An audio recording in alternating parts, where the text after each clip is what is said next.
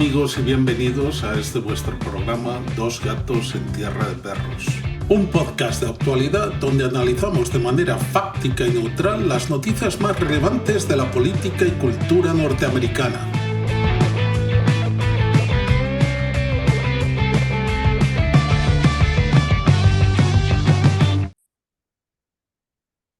Hello, I'm Joe Magaja. Thank you, friends, for being with me for another episode of Dos Gatos en Tierra de Perros. Today I have with me author and co-host of Organized Money, Mr. David Dayen. Welcome, David. Thanks, Joe. Thanks for having me on. Well, thank you. I know that you focus on monopolies, so I thought first I would start off by asking you, because probably one of the biggest monopolies out there is Amazon, and they just started the Teamsters strike on Thursday. I know that they are bringing in scabs, and Amazon has already said, don't worry, to all the people that are worried about their Christmas gifts. And the stars have kind of aligned this year because Christmas and Hanukkah both fall on the same day, the first day of Hanukkah. So I know a lot of people probably are in a panic about getting their gifts on time.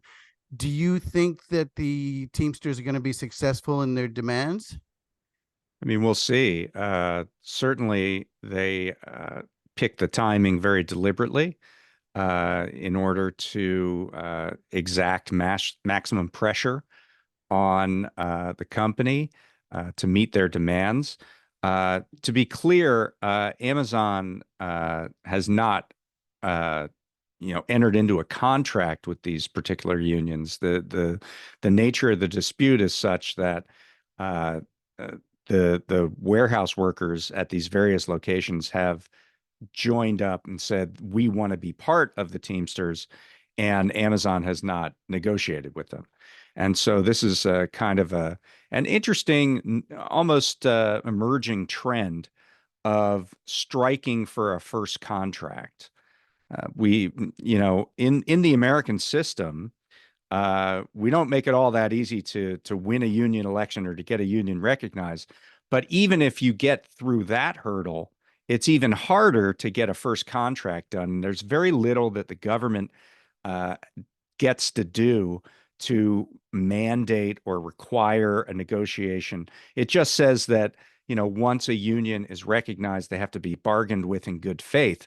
But that doesn't mean that a first contract is easy. In fact, it often takes years to get to a first contract. And so what we're seeing more and more is workers who have decided they want to be part of a union, but they can't get management to the table. Well, they'll strike immediately in order to try to get that first contract.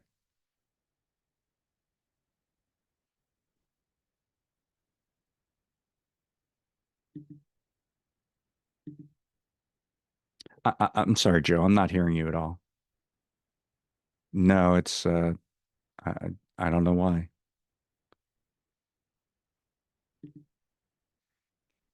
Yeah, my stuff hasn't changed, so I kind of don't understand. Now? Yeah, now I do. Yeah, okay. Yeah, this mic I tend to use because it's unidirectional, sort of noise on the street. But yeah, that works. Sorry about that. Yeah, no problem. First time that's happened. Basically, I was saying that I saw an interview with you, I think about a year ago, where you were promoting your book and you were talking about Amazon. Amazon is kind of all-encompassing. In fact, they're in some ways, their business model is probably stronger than that of like Netflix, because they provide media content, and they also provide delivery of just about everything you can think of in the book. How would somebody compete with them, or is it even possible for another company to compete with them at this point? Well, as you say, Amazon has kind of a hand in so many parts of the economy. It's, an online retailer, obviously. That's the thing it's known the most for. It's also a marketplace for other online retailers. And in fact, more than half of all sales on Amazon are from these third-party sellers. And Amazon, basically accepts a tax for access to their customers. As we are seeing with the Teamster strike, it's also a shipper for those sellers, and it's a warehouse for those sellers. It has a banking aspect, so it can be a lender to those sellers. It's an advertising company. It's a search engine company because you search on Amazon for the things that you need. It also runs brick and mortar stores, physical stores in the physical world, and grocery stores like Whole Foods.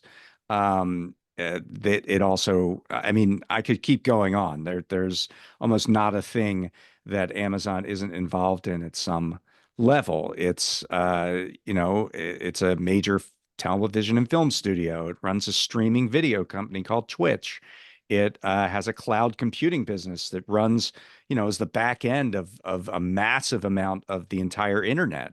It's does its own products. So it's a fashion designer and a maker of various items.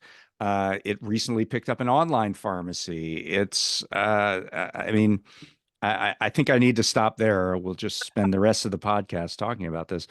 So, I think what Amazon's real goal is, if you look sort of big picture, is to basically be involved in every economic transaction in the country, if not the world. And if they're involved in some way, whether through logistics or through direct sales or in some manner, form, or fashion, it can accept a tax. It can basically be a toll booth operator on every transaction in the economy. That's really what Amazon is poised to do, and that comes at the expense of workers. It comes at the expense of third-party, entrepreneurs, sellers on its website. And it increasingly, even though it talks about being obsessed with the customer, it comes at the expense of customers too. There's a active lawsuit right now saying that some of Amazon's practices around requiring the lowest possible price on its website, even though it forces fees for fulfillment and fees for various logistics on there. That raises prices on other websites and throughout the economy. And so people are paying more than they otherwise would because Amazon, basically through its market power, locks companies into charging a particular price. Mm. Yeah, it's amazing how I think they kind of, it seems like they took the business model that started in the 60s and 70s with supermarkets, where they put out stuff at low prices, and then once they knock out the middleman or the little guy, the mom and pop stores, then they can raise their prices, which I know there are laws against now, but it's still almost impossible to compete unless you're another big guy. I know that Elon Musk wants to make X the everything app. It'll be a financial thing, and I don't know if it's going to have services. I have a feeling they probably will have their own film studio at one point as well. I wouldn't be surprised. But it's a lot at this point to catch up and to try and compete with something as big as Amazon without possibly lawsuits to knock down some of the aspects of it. What are your thoughts on that? Yeah, I mean, I think what we're seeing in the economy is kind of a Game of Thrones war of all against all. You have to be of a certain size to uh, be able to be on the level where you can participate and compete. And everybody else is sort of at risk of falling by the wayside. And so when you put that all together, it means that unless you're Elon Musk, unless you're Jeff Bezos, who is not affiliated with Amazon anymore, but he, is certainly, a very, very rich individual, and has his own businesses. Unless you're Amazon, unless you're Meta, unless you're Google, those are the players in this economy essentially. And where that all is going to lead is very interesting. Right now, I mean, for a while, they all sort of weren't competing with one another, right? There was Google was taking over the search engine part of the thing, and Meta had the social media aspect, and Amazon and Meta and Google were kind of the dominant players in online advertising, and Amazon had e-commerce. And I mean, Twitter was a very much smaller player, but Elon was, involved in the auto industry. And then, you start to see these things shift. Amazon becomes a much bigger player in the in the advertising market. Musk buys Twitter and wants to make it into this everything app and get involved in banking and things like that. So, the various groups here are infringing on one another's turf, right? And that is creating these frictions that we're going to see over the next several years. Yeah, for sure. And it's kind of pushing out, I don't know, it seems like Disney, which was for so long another all-encompassing thing because they have everything from film studios to TV stations to cruises to even condo complexes and restaurants. They're struggling a little bit now, at least in the entertainment industry, not necessarily altogether. That's the thing, when you're diversified, you might be losing money on one part of the business, but then you're getting a lot more money in another part of the business.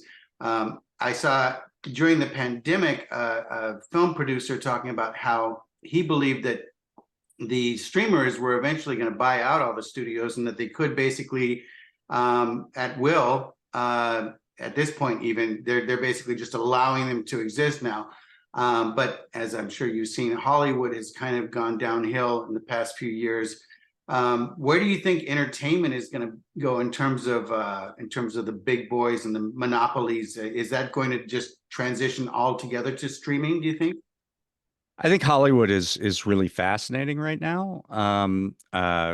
We've seen this pent up desire for a merger wave, and now that Trump has become elected, and his antitrust enforcers will come into the government, I think Hollywood is really, licking its chops. They're going to get the various merger wave that they wanted. Um, Clearly, streaming is the future. The major studios have all invested very heavily in it in order to compete largely, with Netflix and Amazon. Here's another all against all thing is that, everybody's putting their eggs in the streaming basket. Cable has been completely devalued. We're already seeing this sort of preparation take place. Comcast has spun off its cable channels into a separate company. Paramount, it looks like, is going to do the same thing. These are dead assets, basically. If you go on cable right now, there's almost nothing produced for cable as original programming outside of sports. And streaming is starting to take, that into account. On Christmas Day, we're going to see football games on Netflix. So streaming is starting to cannibalize that end of the business. Last year in 2023, I believe 96 out of the top 100 programs in America were sports programming, in terms of single events. And, you know, one of the others was the show that was on after the Super Bowl. So, I mean, it's really live sports is the only thing that terrestrial television has as an advantage. And if streaming starts to put themselves into place on that, then it's kind of over for terrestrial television. And so the streamers do, I think, want to merge with one another. There is a desire to get down to a level because, I mean, the funny thing is that despite this belief that streaming is the future, it's not profitable yet. And so, I think that the desire there is to consolidate so that you get, 3 or 4 of these networks. And we basically go back to the past, right? I mean, this is the sort of CBS, ABC, NBC environment, and it's going to be recapitulated in streaming. But the real question is, where does that leave news? Where does that leave local news? Where does that leave national news? Because it's not really a part of streaming networks at all at this point. Local channels are not required to be, in your streaming basket in any way. So what does that mean for local news? There's certainly ways that advertisers can target people very directly on streaming. They know exactly who is watching to a very specific degree in ways that they don't know with regular television. And so we're going to see these personalized ads and things like that come to us. So they don't have a need for local programming anymore. It's not like they can advertise on a local channel and know they're getting a bunch of people in Cincinnati. They can find the person in Cincinnati and target an ad directly to him. So there is a massive amount of disruption that is underway and that is headed toward the television market and film too, because a lot of these streamers are premiering films on their networks, and it's unclear where the future lies there. So I think we're just going to see a lot of changes. Yeah, it's going to be interesting. It's kind of like, well, sports is, like you said, lifting up basically cable television altogether. Kind of, I mean, it came to mind while you were saying that. I was thinking about how basically a lot of the innovation in the internet came about because of pornography. That was what kind of brought about the high rate streaming and that kind of thing. But everybody's addicted to sports, and I think it's something that people kind of need as a distraction in their lives. I think politics and some other things get too heated, and then they end up often fighting with friends and family too much, and it becomes a huge thing in their lives, whereas they can all unify around a team. But sports is also not something that's for everybody, but it is something that has a lot of money in it on a worldwide level. I know that soccer is getting bigger and bigger, and we've been starting to get into that. Everything seems to be getting more on a global level, but it doesn't seem like these big companies are reaching the Southern Hemisphere and the Americas, because I know that Netflix and the streamers are down there, and but I don't know how much in Africa is really being reached by these companies. Do you have any idea about that? Well, I'm not sure, but I mean, the value of something like Netflix is its worldwide potential, because that is what allows the company to increase its subscriber numbers well above what it would get if it was just a U.S. channel. And growth is what Wall Street is looking for. And so the ability to have an international market, not only does it give companies like Netflix the ability to add programming just by buying things that are in other markets for its global audience. So there's like an endless amount of content that it can bring to its channel. But it then gets to sort of narrow target in India and in the Netherlands and wherever throughout the world. And so, whereas they'd be topped out at 200 million subscribers if it was just a US streaming network, they can go to 300 million, 400 million, a billion subscribers. And that's what has given Netflix sort of that first mover advantage, because the other streamers aren't as internationally integrated. Yeah, and I like what you said about the fact that they're really not profitable yet. I've seen that they're still in the red, at least the last time I checked, and they keep getting loans for 25 million, 50 million.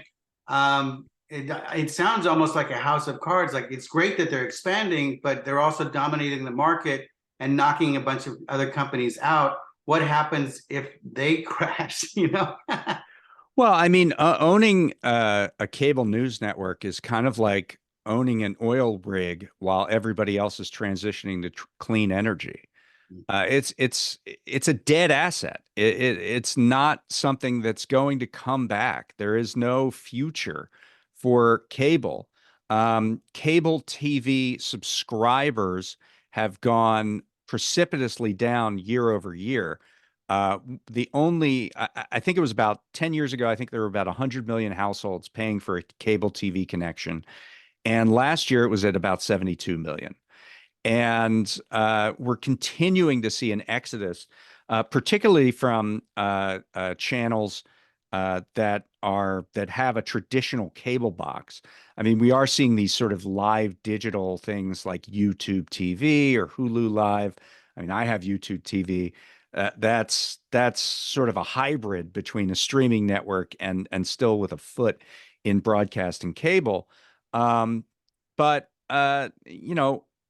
there's just no future for these sort of zombie cable companies. Whereas almost every household in America pays for a streaming service now.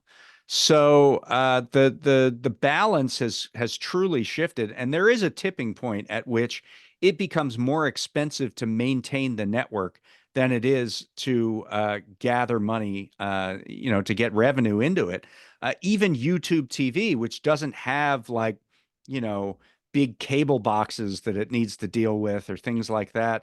It doesn't have to come out to your house to fix the cable or anything, but they just raised their rates up to $82 a month from believe 69 because cable networks can only survive by increasing what are called the carriage rates.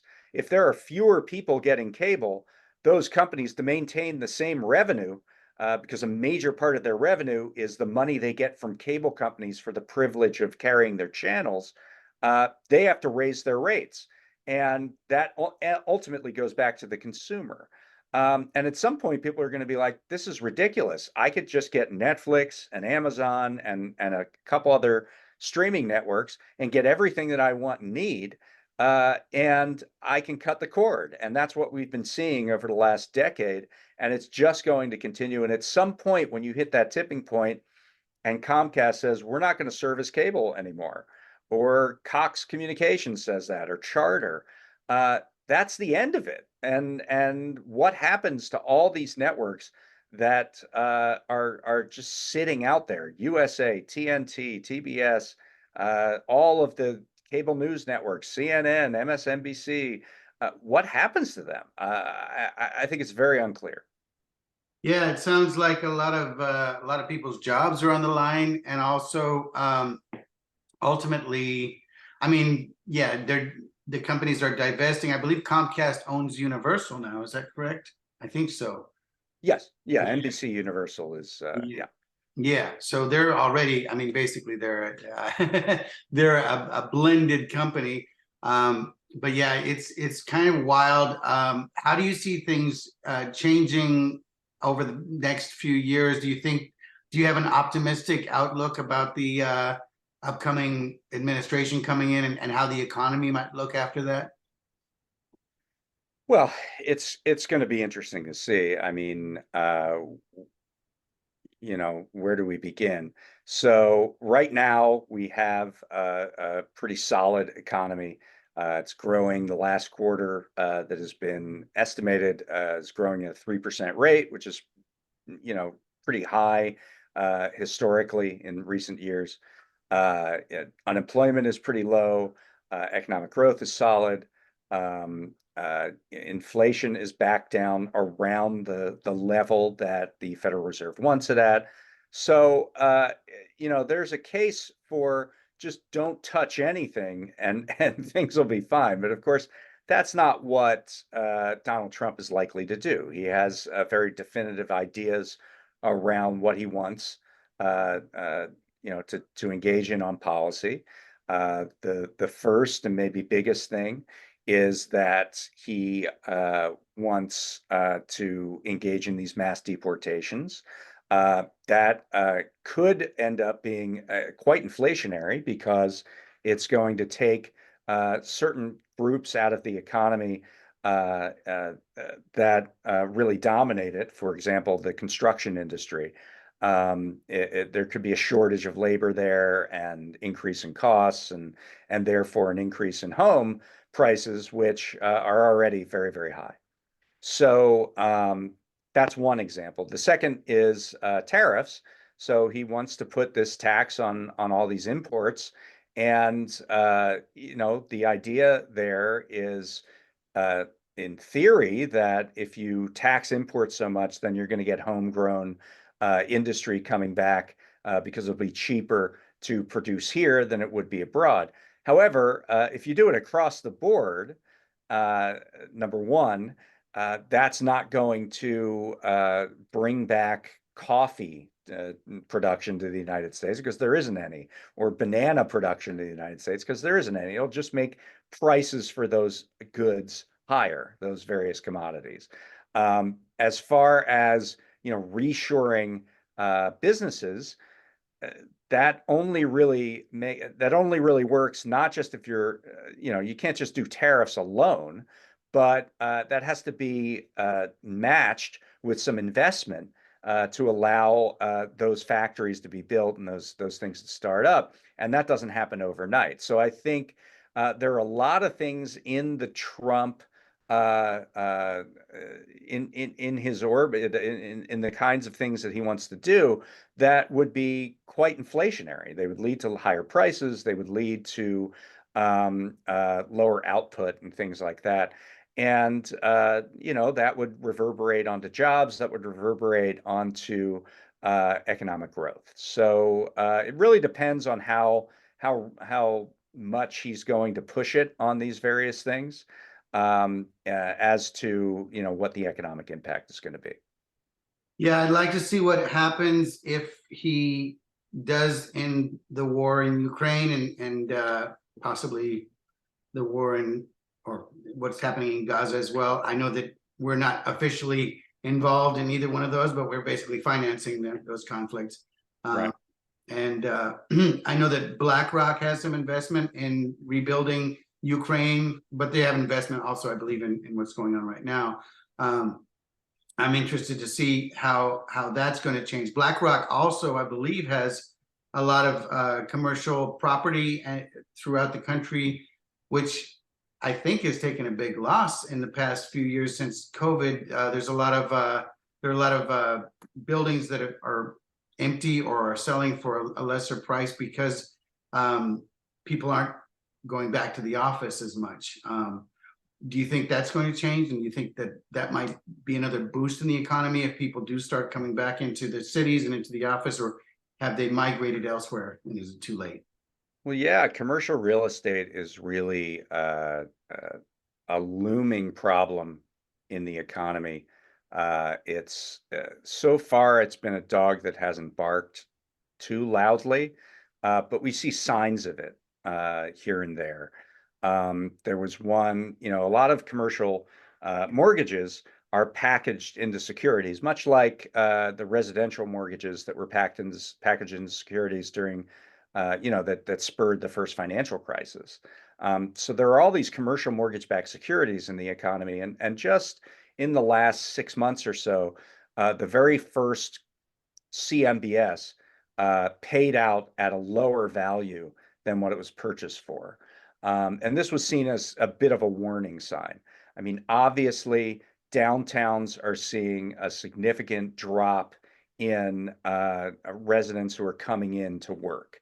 There have been various return to the office mandates that have been put in by certain companies, but certainly, whether it's because those return to office mandates haven't been fully put in yet, or startups are recognizing that they can be in a hybrid format and they don't have to buy office space to begin with, for a variety of reasons.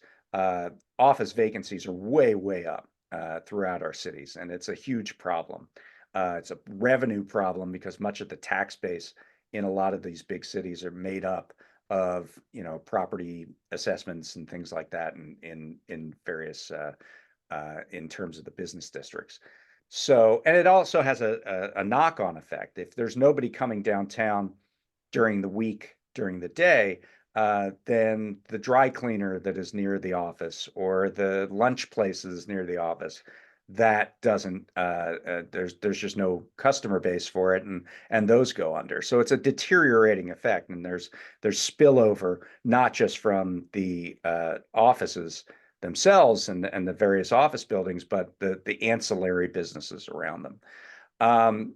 So far that the loss on the one CMBS, it's been limited to really just a couple instances. Oftentimes what happens is these mortgages get rolled over, and it's kind of what is known in the business as extend and pretend, where they just pretend that they're going to pay them sometime in the future, and it just rolls over and rolls over. At some point, you become like Wile E. Coyote. You're just running, and there's nothing below you, your feet. So we'll have to see if that ends up happening. I think it is a risk for the economy over the next 4 years. And it's one that there aren't a lot of good answers for unless cities realize, okay, I don't think we're getting these businesses back. Let's readapt what those buildings are and try to attract people to downtowns. I mean, there are two things happening in tandem, right? A, there are a lot of these vacancies in central business districts all over the country, and B, home prices are very high particularly in those same areas. So in theory, you could adapt and reuse those buildings as residential homes and apartments and condos. And that would solve both problems at once. Now, the reality of that is that a lot of these buildings, when they're just not set up to be single family or multifamily units. So you would have to sort of re-envision what you could do.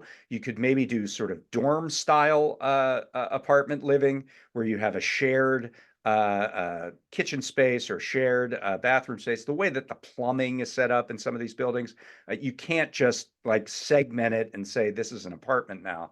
But what you could do is some creative adaptive reuse. And I think that would be good on both fronts, and it's something that cities should take a look at. Yeah, I know that they've used some of the empty buildings in downtown LA for the homeless, which another carryover when people aren't coming into downtown is that there's nobody to give handouts to the homeless. Although I really don't know how they survive these days because most people don't carry cash anyway. Yeah. It's Yeah. kind of crazy, but yeah, I work downtown just once a week now, but it's changed immensely. It was kind of going up before the pandemic and people were very hopeful, but it also seemed like there was a lot of speculation. There was a lot of foreign investment into buildings that now have kind of gone partially built. They're not finished and that kind of thing.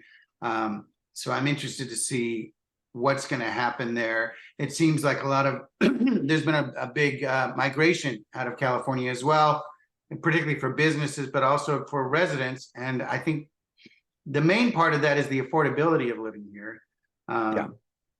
It's just between taxes and the cost of living here, it's too difficult for most people, and people keep coming in. It's a beautiful area with great weather, great nature, but people are saying, well, it's not worth it if I have to, and I mean, 15 years ago, I had a friend from Atlanta that said he wasn't going to buy a house out here because he's like, I'm not paying $1 million for a house, for a shack, basically in California, when I can get something in Georgia for a third of that, Yeah, that is the problem. It's a housing crisis that we see in many of our, mostly in the coastal areas. And it's not just obviously a humanitarian crisis and an affordability crisis. It's also a political crisis. So, the way that we do elections in this country, as you know, is that there is an electoral college where we don't have one election, we have 50 state elections, and then we divvy those up weighted based on population. And because California and New York in particular are losing a lot of population, and Florida and Texas are gaining, we are on track, and they just did another estimate of this just in the past week. We are on track for enough losses of electoral votes in California and New York, and enough gains in Florida and Texas, such that if you re-ran, in 2032, if you had an electoral map that looked like 2020, that looked like Joe Biden's victory with the blue wall in, let's say a Democrat wins Wisconsin, Michigan, and Pennsylvania. And then all the other swing states, perhaps it loses, and that's the map. In the 2020s, that would be a winning map for Democrats. In the 2030s, that's a losing map because of these lost electoral votes on the coast. So it's a political crisis for Democrats because their blue states are losing population to states that have gone Republican in past elections. And so the governance of these blue states with their various land use laws and things like that are pushing residents out who can't afford to live there is actually creating this huge political crisis for the left. And it's something that really needs to be worked out and figured out, or else we're really going to see Republicans with a huge leg up in these various elections. Yeah, and I think we're seeing that now, and I think that it's something that's not only Republican and Democrat. It's something that's right and left on a worldwide level. We see in Latin America, there's Milei has risen in Argentina. Bukele, which I don't know. I know that I think he's more to the right than the left. But of course, El Salvador is a very small country, but it's about the size of New Jersey or Israel. But it's having a huge impact on the rest of the world because everybody's paying attention to all the changes that are taking place there. Do you think that that those changes, the shift to the right, what effect is that going to have on businesses, do you think, especially on monopolies or large businesses? Well, there's a shift to the right in many parts of Latin America. There's also a shift to the left, right? I mean, Lula was able to take over once again in Brazil, for example. Or you look at Bolivia, or you look, I mean, you can look at this in a couple different ways. I think globally, we are seeing a rise of a sort of right-wing populism that is a little bit deceiving. So, in one sense, this rise is supposed to, if you look at it sort of on a surface level, it's bringing back sort of this right-wing nationalism, sort of nativism that is very much rooted in the working class, right? So that's one way of looking at it. But the other way that I think is maybe more properly described, and we certainly see it here in the United States, is that it's actually, giving rise to a billionaire inflected government.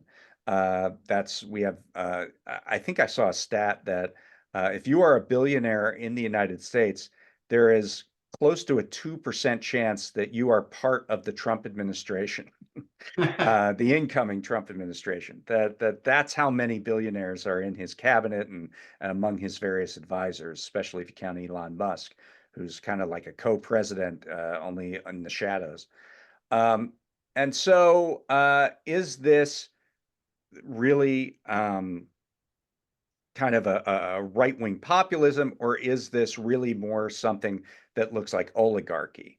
And what the latter means is that you have the ability for large corporations, monopolistic corporations, to get direct assistance from the government, whether it's through neglect, whether it's through letting the markets work themselves out, or whether it's through direct benefits, whether it's lowering corporate tax rates or however many things could be done.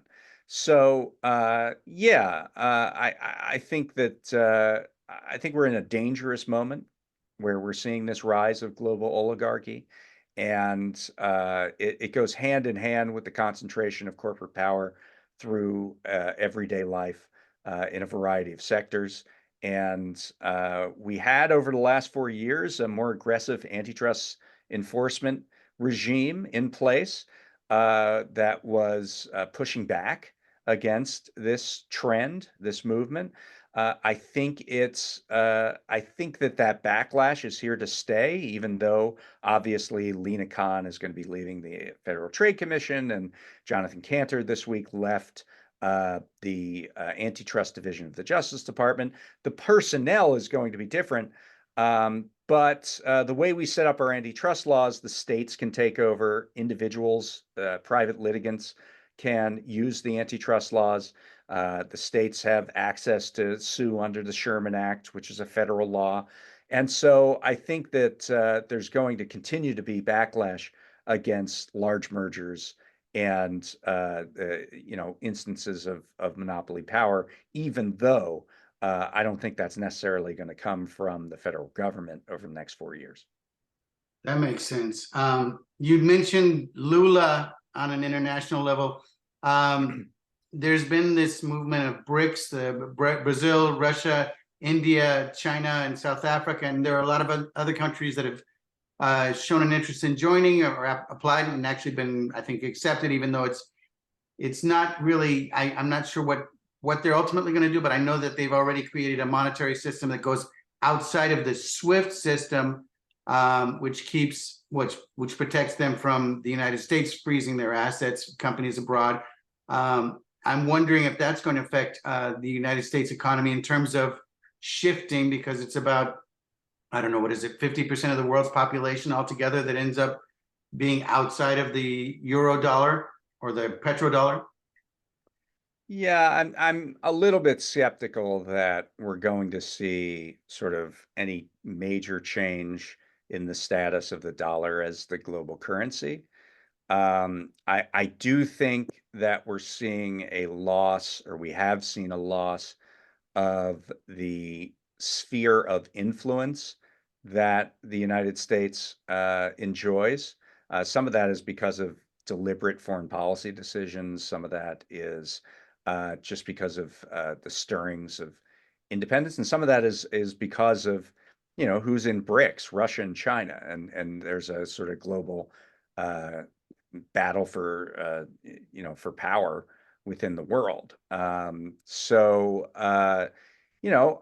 think those countries might operate a little bit outside of the United States' sphere of influence, but I think that ultimately the stability of the dollar as a reserve currency is going to probably be maintained.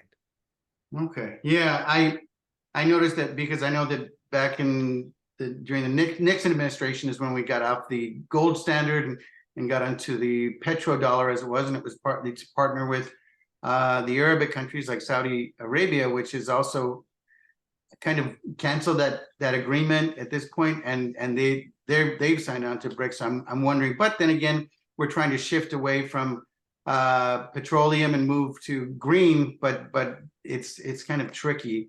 And then, of course, with the wars, we have the nuclear, the military industrial complex. Companies like Boeing are even involved, or Northrop Grumman, companies like that. Some of those are based in California. Do you think that's going to change if we tamp down the wars and kind of stop throwing so much money at the military industrial complex?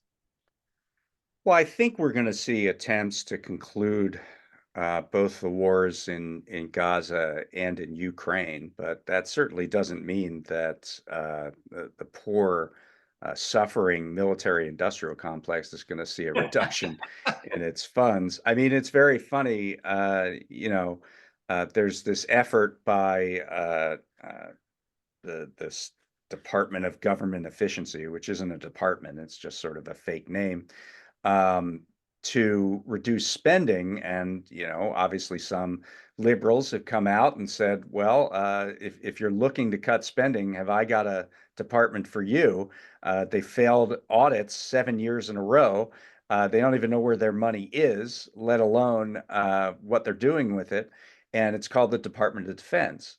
And Elon has put out a couple tweets to the effect of kind of in agreement with that to a certain degree. But when you get down to it, there's no way that we're going to be reducing our military budget. In fact, the first bill that the Republicans are likely to put up once they take over Congress fully in 2025 will increase the military budget in all likelihood. They're going to add back more money in there, so there's just too much pressure on the part of, and this is separate from if there are any global conflicts that take place. Obviously, if there is a situation like in Ukraine, where the Raytheons and Boeings of the world can sell a bunch of weapons and have them used so that they have to replenish the stocks, that's certainly that's a good thing for those defense contractors. But it doesn't, whether that stops or not, doesn't mean that the money isn't going to keep flowing. I mean, we've certainly seen very creative ways to justify the continued expenditures here. We're now at a $805 billion military budget. It's almost the same size as the rest of the non-discretionary budget combined. When I say non-discretionary, I mean not Social Security, not Medicare, Medicaid, veterans benefits, things like that, but anything that can change from year to year, a discretionary piece of the budget. So the entire Department of Education, the entire Department of Health and at least the personnel in the Department of Health and Human Services, the entire EPA, the entire like every other agency in the federal government is almost equal to the size of the Defense Department. And that is very unlikely to change. Yeah.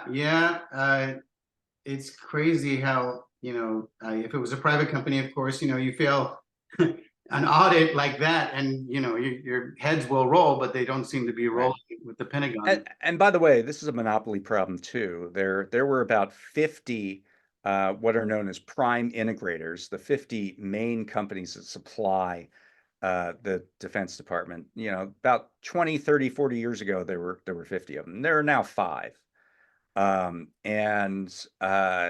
The fact that we have so much concentration in the industrial base of the military means that we're just not getting good value for our money. Many of these weapon systems are done through sole source contracts. They take on these lives of their own.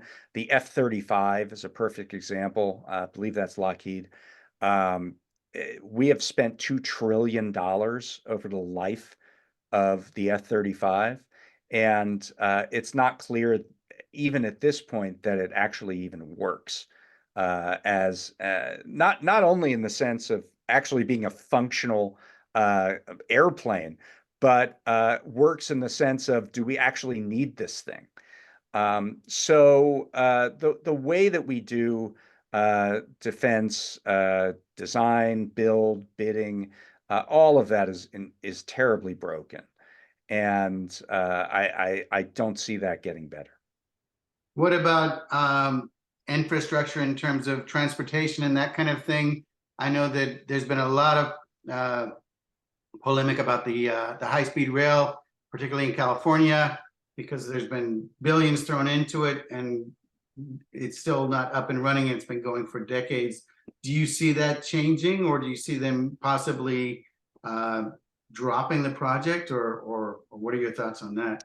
Well, we're not going to get federal dollars in the next 4 years, certainly, for high-speed rail. They are still building out the segment. As you know, they're building it between those two giant metropolises, Burbank or Merced and Bakersfield. And then they are going to try to extend it out from there.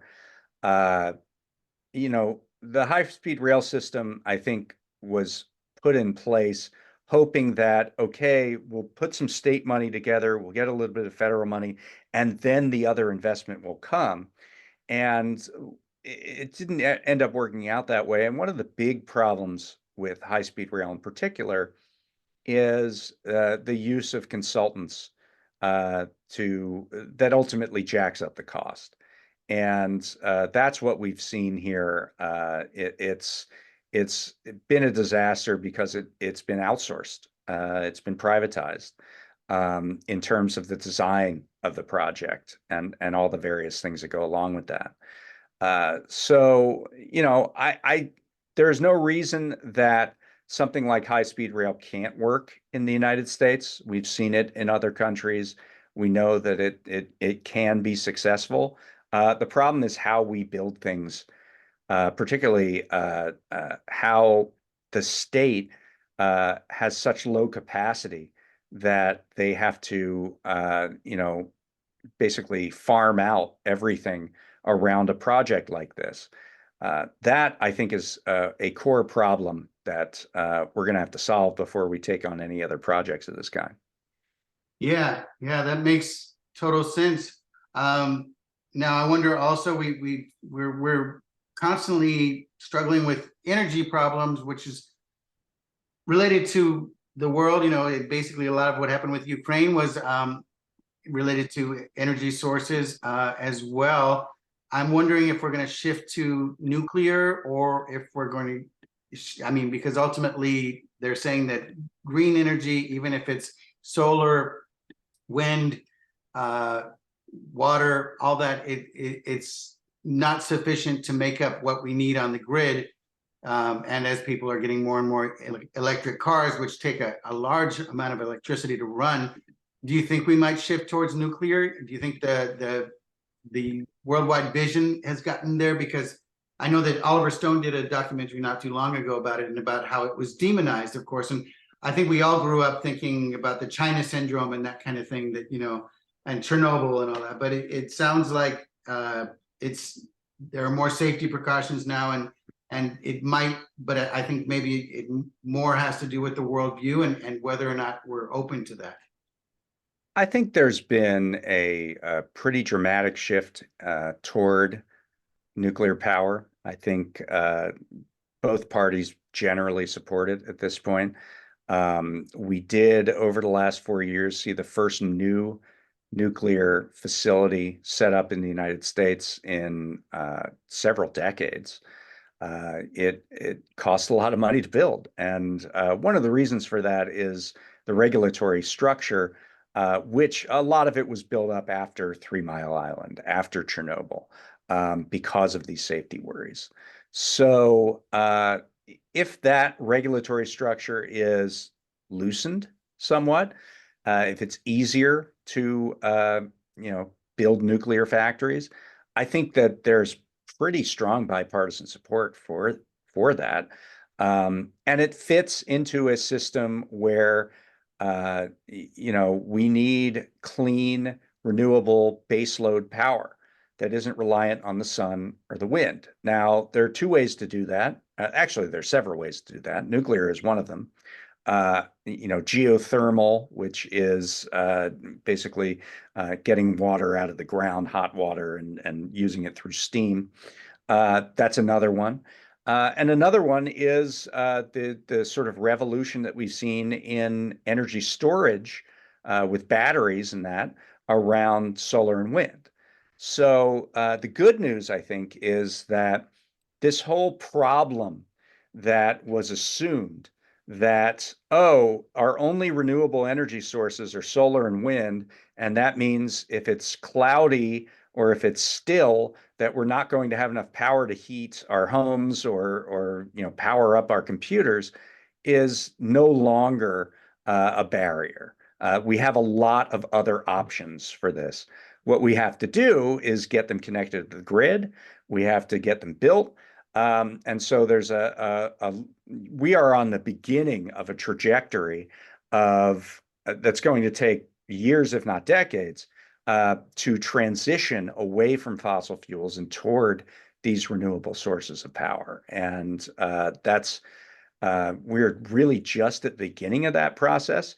The real fear is that we've run out of time because we delayed this for so long, that we're going to, summon the catastrophic effects of climate change, and that we've entrenched these incumbents in the oil industry and the gas industry to the extent that they're not going to be easily dislodged by this transition. So those are, the impediments to this happening. But there are a lot of things in favor of it. Obviously, the Biden administration put in the ability for companies to get major tax credits for building clean energy facilities. And we've seen this massive boom in manufacturing construction, which is all about this the clean energy investments that were in the Inflation Reduction Act. Whether or not the Trump administration will continue that is going to be a major question over the next 4 years. 80% of these investments have been in red states and red areas. So there is a school of thought that Republicans will actually fight to keep them, even if the sort of dominant national narrative is that Republicans don't want these things to continue. So I think that's going to be fascinating to see. But even if because of the bipartisan agreement on nuclear, the bipartisan agreement on geothermal, and so on, I think even if there is this pushback against clean energy and it decelerates to an extent, we're still going to see a transition eventually. I agree. Makes sense. Mm-hmm. Well, thank you so much. I think we're coming up on about an hour. Great. Where can people find you on the internet? Right. So I'm the executive editor of The American Prospect. The American Prospect is a magazine about ideas, politics, and power. We have 6 print issues a year, but we also do daily reporting on all of these topics at prospect.org. That's prospect.org. So that's the main place to find my work. I'm also still sort of on X, but more so on Blue Sky, frankly. And that's at ddayen, DDAYEN. I guess with Blue Sky, it's at ddayen.bluesky.app, or I don't know how I forget the actual ddayen.bluesky.social. So you can find me there.